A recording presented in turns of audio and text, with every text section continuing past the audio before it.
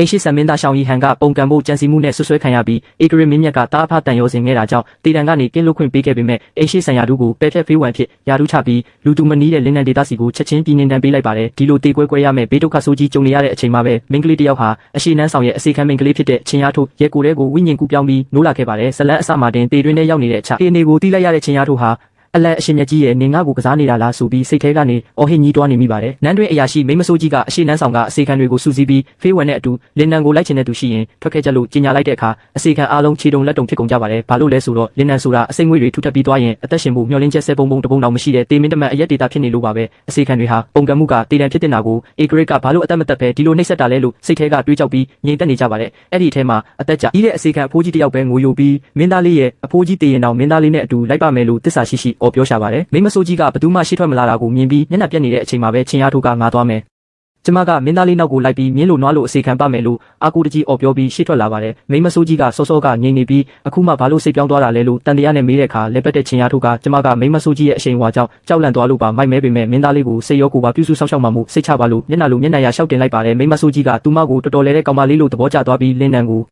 ိုမလိုက်ချင်တဲ့ကြံတဲ့အစီခံတွေကိုတော့တစ္ဆာမရှိလို့ဆိုပြီးနန်းတွင်းထဲမှာတင်ရရဆက်ဆက်တက်ဖြတ်ဖို့အမိတ်ပေးလိုက်ပါတယ်ဒီလိုတွေးရတဲ့တက်ဖြတ်မှုကိုမြင်လိုက်ရတဲ့ချင်းရတို့ဟာအသက်ဘေးကတီတီလေးလွတ်သွားလို့အမေကြောက်စရာကြီးဆိုပြီးရင်တုံပန်းတုံဖြစ်သွားပါတယ်တစ်ဖက်မှာလည်းအစီခံဖိုးကြီးကဒဏ်ရာပြင်းထန်ပြီးတတိမိနေတဲ့ရှောင်းရီဟန်ကိုကြည့်ပြီးမိမိကိုယ်ကိုအတုံးမကျဘူးဆိုပြီးငိုကြွေးနေပါတယ်ဒါကိုမြင်တဲ့ချင်းရတို့ကစိတ်အေးထားပြီးအဖိုးကြီးမငိုပါနဲ့တော့တွေးတိတ်အောင်အရင်လုပ်ရမယ်မဟုတ်ရင်မနှက်ပြန်ပြီးနေတယ်မသွားရပဲဒီညပဲမြေမြုပ်ရလိမ့်မယ်လို့တတိပေးပြီးအဖိုးကြီးကိုကူခိုင်းပါတယ်သူမဟာရှောင်းရီဟန်ကိုမချီလိုက်တဲ့အခါအဖိုးကြီးကသူမရဲ့မွေးရပါခွန်အားကြီးမှမှုကိုအံ့ဩသွားပါတယ်ချင်းရတို့ကတော့စိတ်ထဲကနေသူမရဲ့ခွန်အားရှိနေသေးလို့တော်သေးတယ်လို့တွေးပြီးလူကိုအရင်ကယ်ဖို့ပြင်ဆင်ပါတယ်။သူမမင်းသားလေးကိုစေကူတာပေးနေချိန်အထင်းတော်ကြီးကဒဏ်ရာရနေတဲ့တက်တောင်ဆောင်ကိုလည်းအထဲဆွဲခေါ်လာပြီးဒဏ်ရာတွေပြင်းထန်လွန်းတာကြောင့်သူတို့တက်သမျှနဲ့နှစ်ယောက်စလုံးကိုတေချာဂယူဆိုင်ကူတာပေးပြီးဒဏ်ရာတွေကိုပတိစီပေးပါတယ်။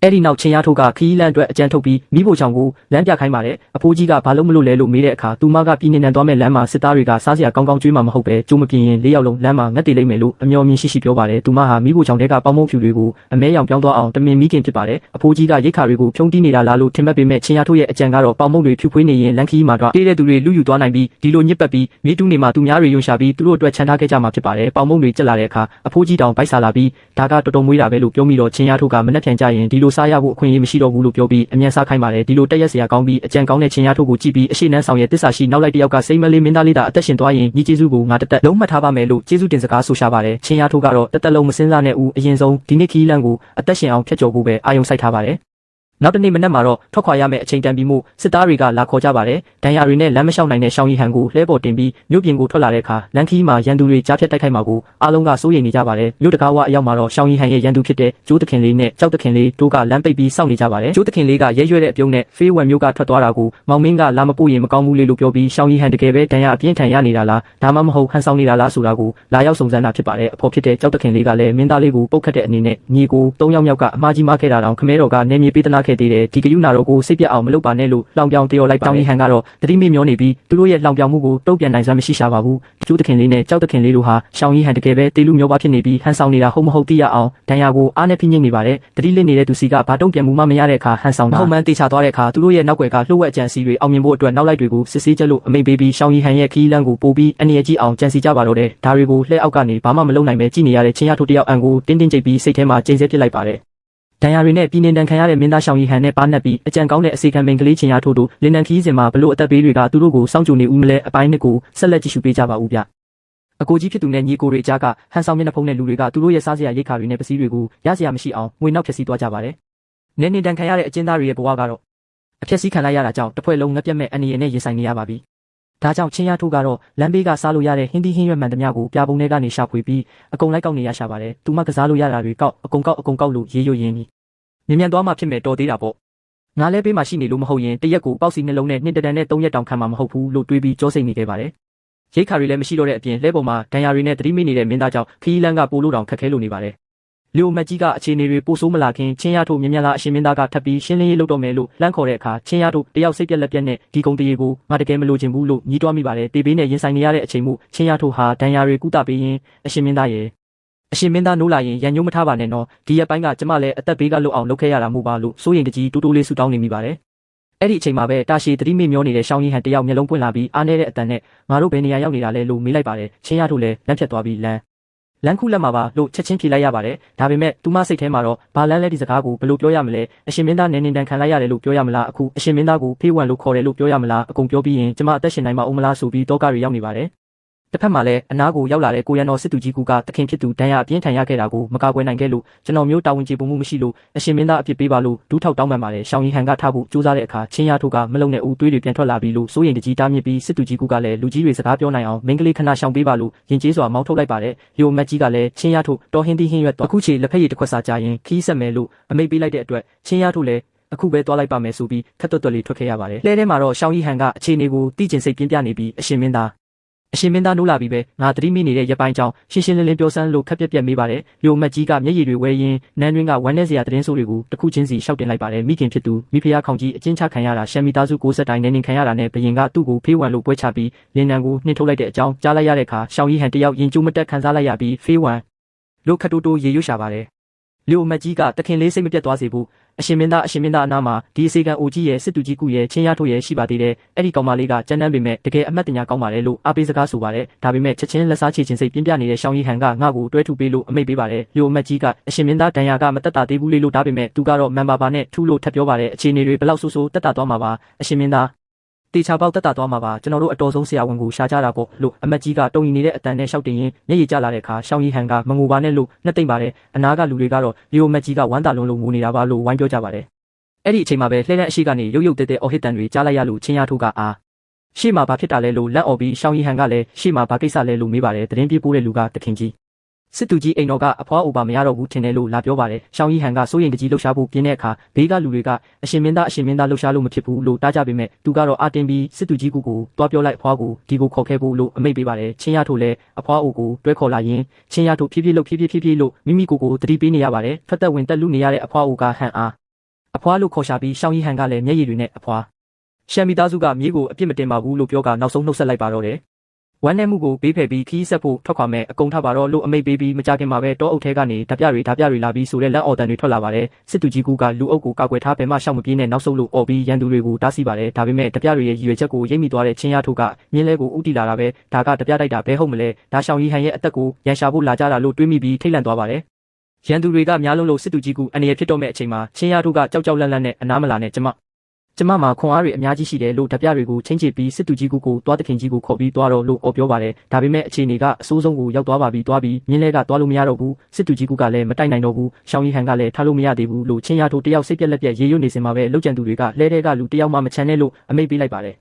်အသက်လူရမဲ့ထွက်ပေါက်ဖြစ်မြင်းလဲကိုအရှိန်ပြင်းနဲ့မောင်းထွက်ဖို့ပြင်ရင်ရှောင်းရီဟန်ကမြဲကင်ထားလို့អော်လိုက်ပါတယ်ဘာဖြစ်လို့ဖြစ်မှန်းမသိတဲ့ချင်းရထိုးကဘာလဲလို့မေးတဲ့အခါသူကထပ်ပြီးအကုန်လုံးမြဲကင်ထားလို့တတိပေးလိုက်ပါတယ်သူဘာလို့မလို့လဲဆိုပြီးအားလုံးထိတ်လန့်တုန်လုံးနေကြမင်းသားကိုခေါ်ပြီးထွက်သွားလို့ပြောတဲ့ဒဏ်ရာတွေနဲ့စစ်သူကြီးကိုဂုတ်ကနေကင်ပြီးလှဲပစ်ထည့်လိုက်ပါတယ်အားလုံးအံ့အားသင့်နေချိန်သူမကတော့တည်သွားတဲ့မြင်းစားလဲကျိုးကိုပင်လဲမှာဆွပြီးဒီမှာပဲဘေးကခြံရံလိုက်ပါလာတဲ့အရာရှိတွေကိုချင်းရထုတ်ကအမတ်မင်းဝမ်ကျမတို့ထွက်မပြေးပါဘူးကျမတို့ရှီနာကနေပဲစောင့်နေပါမယ်ပြဿနာမရှာဘူးအာမခံပါတယ်လို့လှမ်းအော်ပြောပြီးရန်သူကြားတဲ့ကနေခွန်အားကိုတုံးပြီးမြင်းလဲကိုဆွဲပြေးပါတော့တယ်တိုက်ရမယ့်ရန်သူတွေကတော့ဒီမင်းကလေးကခွန်အားကြီးလွန်းလို့ရှိန်နေရပါတယ်အတက်လူပြေးနေရတဲ့အနေအများလာတဲ့လန်ခီမှာမင်းကလေးတယောက်ဖြစ်တဲ့ချင်းရထုတ်ဟာယထာလုံးကြီးကိုအရှိန်နဲ့အားကုန်ဆွဲပြေးပြီး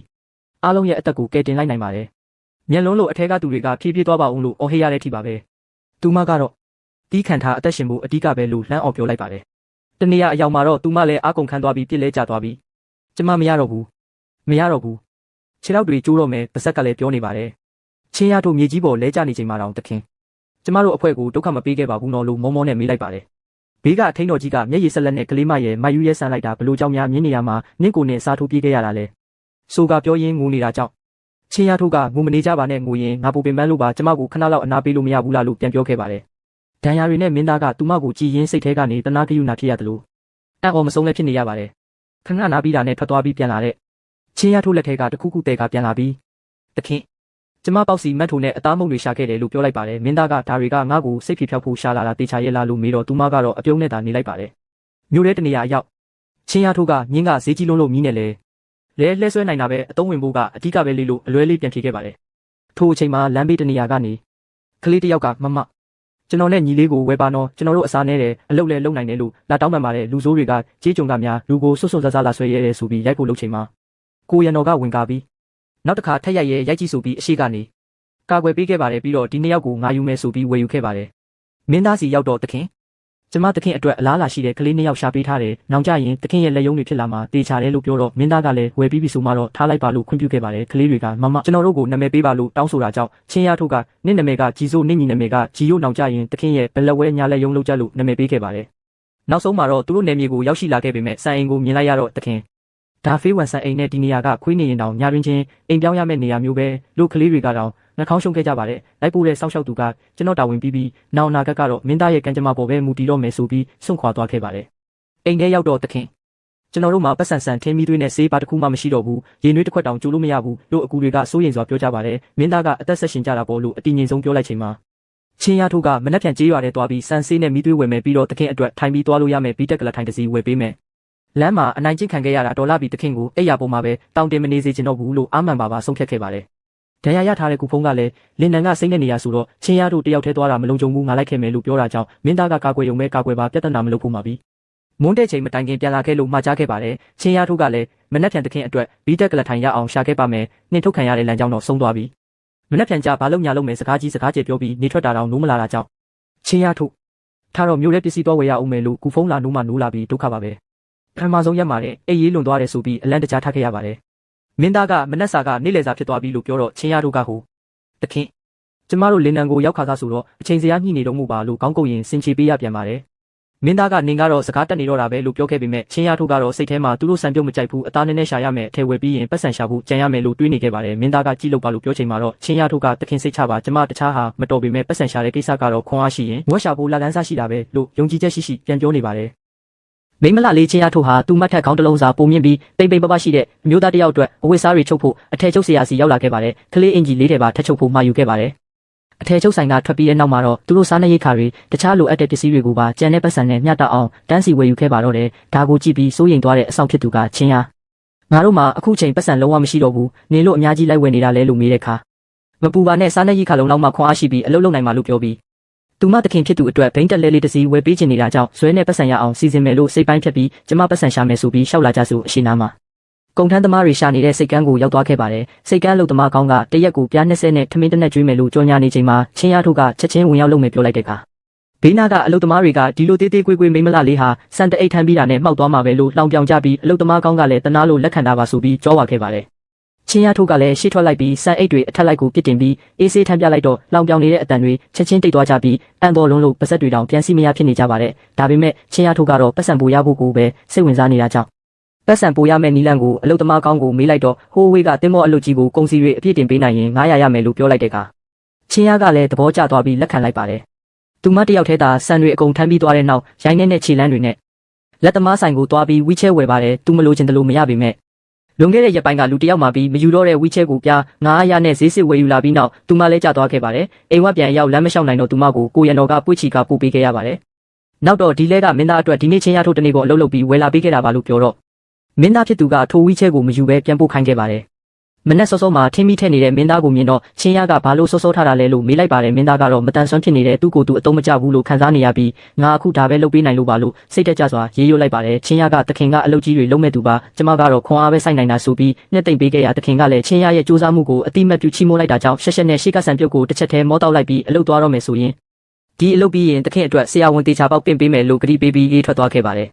တခင်ဖြစ်သူကတော့အကူအညီရဖို့ဆေလွတ်ထားတဲ့ဂူတုံးတို့စီကသတင်းမရသေးတာကိုစိုးရိမ်နေပြီးနောက်ဆုံးတစ်လခွဲအတွင်းအထူးဆန်းတစ်ခုခုကိုဆောင်ယူမလာနိုင်ရင်သူတို့မျက်လုံးထဲမှာဒုက္ခိတအဖြစ်အဟုတ်တကယ်တတ်မှတ်ခံရတော့မယ်လို့ပူပန်နေခဲ့ပါတယ်။စိတ်ကမ်းမှာတော့ချင်းရဟာမယုံနိုင်စရာခွန်အားနဲ့အလုပ်တွေကိုတယောက်တည်းတလားဆက်လုပ်ကင်နေခဲ့ပါတယ်။ဒါကိုမကျေနပ်တဲ့အလုပ်သမားဝေဟုကလူဆိုတာပေါ်ပလက်လို့မရဘူးအလုပ်တွေကိုမင်းတယောက်တည်းကုံအောင်လုပ်ရင်ငါတို့ဘာလုပ်စားရမလဲဆိုပြီးလာရောက်ရန်ဆက်ပါတော့တယ်ချင်းရကသူမဟာမိမိလုပ်အားနဲ့ရိုးရိုးသားသားပတ်စံရှာတာဖြစ်ကြောင်းခိုးယူလာမဟုတ်ကြောင်းပြန်လည်ခြေပခဲ့ပါတယ်ဝေဟုကစိတ်ကန်းစီကန်းတင်ပေးမယ်ဆိုပြီးတိုက်ခိုက်ဖို့ပြင်းတဲ့အခါချင်းရကထပ်ပြီးတောင်းကျနေရင်ကျမတကယ်မညာလန်းလုပ်တော့မယ်လို့တတိပေးပြီးသူမရဲ့အမခန်းခွန်အားနဲ့ရန်စသူတွေကိုရေးထဲပစ်ချလိုက်ပါတယ်အလုတ်သမားကောင်လေးတယောက်ကပြေးထွက်လာပြီးကသူမကိုသူ့ရဲ့ကောင်းကြီးအဖြစ်တောင်းပန်ရင်းမိသားစုမှာမောင်နှမတွေဖျားနာနေလို့အလုပ်မရပဲအကိုကြီးဝေဟုစိတ်လောသွားရတာပါလို့အကျိုးအကြောင်းရှင်းပြခဲ့ပါတယ်ဒါကိုသိသွားတဲ့ချင်းရကသူတို့ရဲ့အခက်အခဲကိုစာနာသွားခဲ့ပါတယ်ဒါကြောင့်သူတို့အလုပ်တူခွဲလုပ်ခဲ့ကြပြီးရလာတဲ့ပတ်စံကိုလည်းတဝက်ခွဲပေးခဲ့တာကြောင့်ဝေဟုကလည်းဒီကျေးဇူးကိုဝေဟုမှတ်ထားပါမယ်လို့ပြောပါတယ်ချင်းရဟာရရှိလာတဲ့လောက်ခနဲ့ဆေးဝါးတွေဝယ်ယူပြီးအလုပ်သမားတွေကောက်မွေးထားတဲ့ကလေးငယ်တွေကိုတွားရောက်ကူညီပေးရင်သူမရဲ့ခွန်အားတင်မကပဲစိတ်နှလုံးဖြူစင်မှုကိုပါတက်တည်ပြလိုက်ပါတော့တယ်